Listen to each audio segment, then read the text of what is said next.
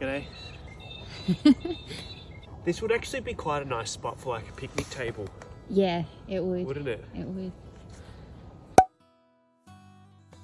Hi, welcome back to Hannah and Alex. Today we're here and we're going to go through some of the most important things we've learned since moving out to the country. About 8 months ago. Yeah, so we moved from a small apartment in the city, or not in the city, but in the city, to sort of like rural Victoria country living. Yeah. So we've learned a few lessons over the last 8 months and we're going to share them. We thought we'd share them. Oh, I'm getting bitten by mozzies. Oh, well, yeah, there's a lot of mozzies out here. The first thing that came to my mind, which could also be the most important, is that we've learnt about power outages. Yeah. We had our first major power outage a few months ago and we learnt a lot. We learnt that we need to have extra water, we need to have torches, batteries, just a bunch of things that we hadn't really thought about. And when the power goes out here, we also lose water. We're on water tanks. So when we lose, because the water goes through like a filtration system. And so when the power goes out, we can't have showers, we don't have tap water, we don't have drinking water. So we need to have. It's also like the water is pumped from the tanks into the house. So without electricity, the pumps don't work. Yeah. So that's number one.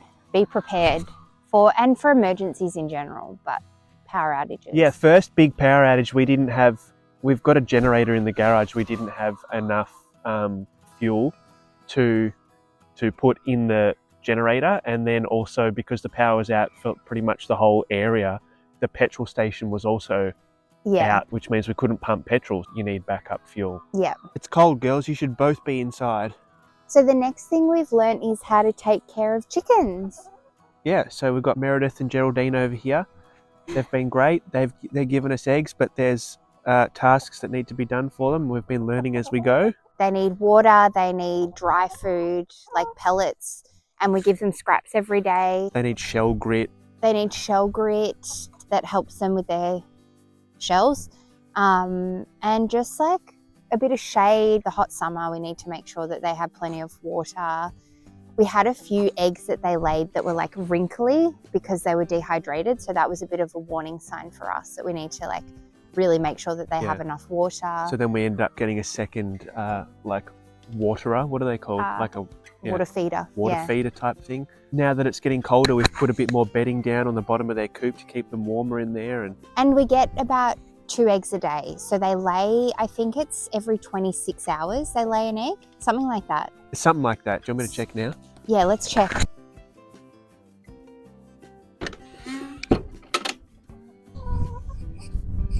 Two eggs, right? I don't know how close I am. Yeah. Perfect. But yeah, they're on about a two egg a day schedule at the moment. Some days maybe we come out and there's 1 or 3 or... Yeah. I guess it also just depends when we come out, but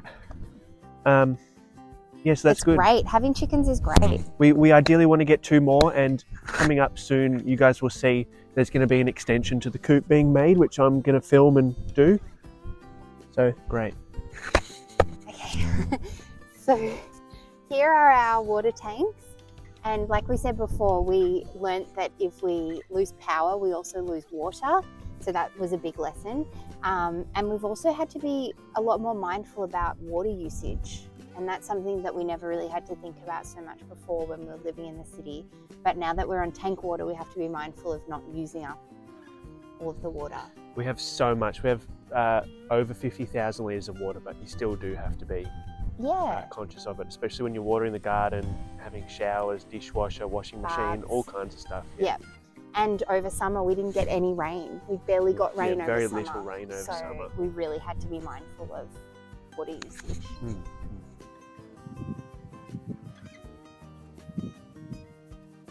All right.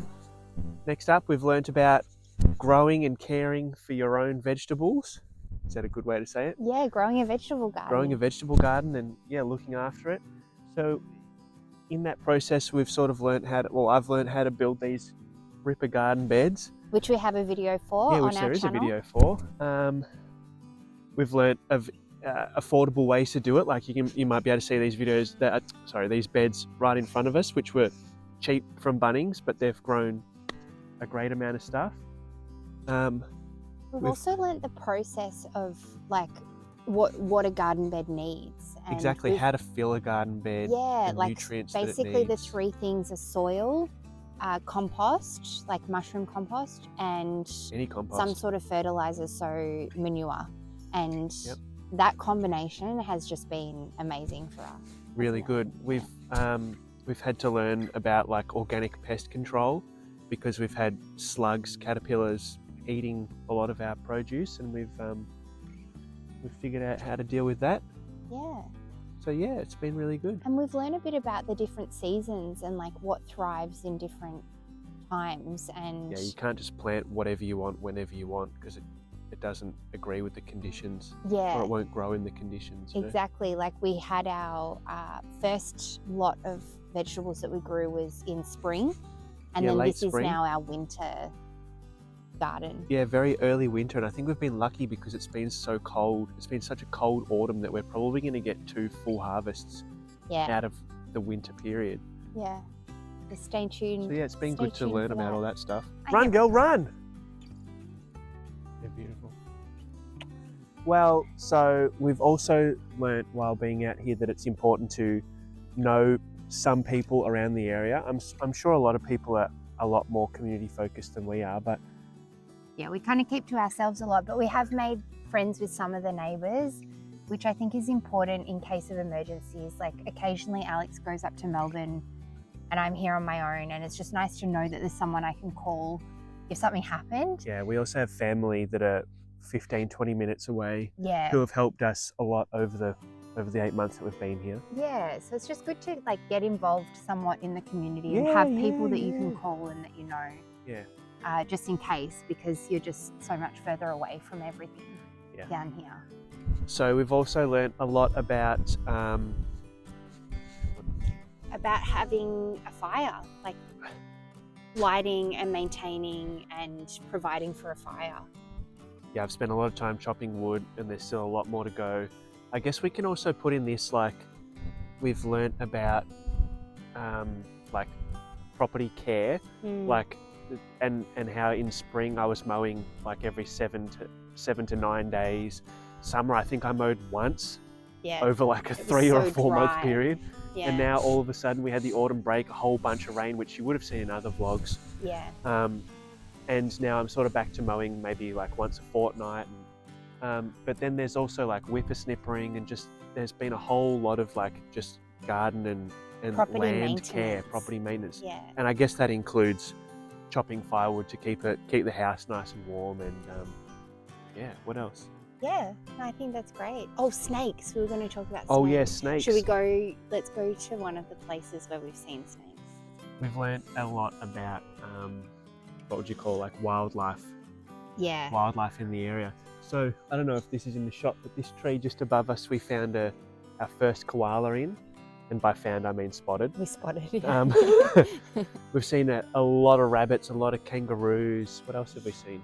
Wombats. Wombats everywhere. Yeah. Wombats are prevalent. Not on our property. We've seen a Well, couple of holes. we have a couple of wombat holes. But yeah. we've seen a lot of wombats on the roads driving in and out of town, and Yeah. And then probably the Snakes. scariest one is we've seen a few tiger snakes. I think I saw one brown snake. yeah.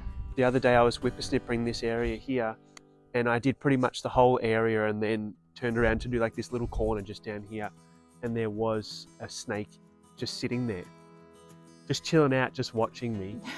And then I sort of like moved a little bit closer to it, and it darted off and went through the gap and off somewhere. Yeah. Well, we learned that snakes, you kind of think that snakes only come out in summer because of the heat, but we learned that actually they really like between, was it 20 and 30 degrees? Yeah, I Something think like that. somewhere around 20 to 30 degrees Celsius, because below that they're sort of huddled up in wherever they live to maintain the warmth that they already have, and above that It's too hot. it's too hot for them to even bother, like they're already warm. So it's that 20 to 30 degree window where they're sort of out looking for warmth. Yeah, and from the sun. I just assumed that we wouldn't see them in autumn and spring, but they're still out. I just thought maybe summer is the only time we'd see them. Yeah, because when I saw that one was only a couple of weeks ago, and we're well into autumn. Yeah, so it's just, that was something to learn, to be mindful of. Yeah. But overall, we love it here, and it's been so much fun so far, and we're still learning. Still learning. And we're excited to share more of our journey with you. Yes, so, and this will be our first winter coming up, yeah. which we haven't even started, but it feels like we've started. And it'll be our first full spring, because last year when we moved in, it was late spring, so we only had a really quick harvest. So hopefully we've got a couple of ripper harvests coming up. Yeah. Thanks for watching. Thanks for joining. Ow. What? Was there a snake? I heard something slithering.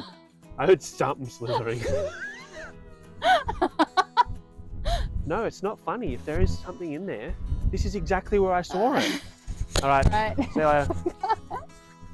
It is funny because it's on the video. Oh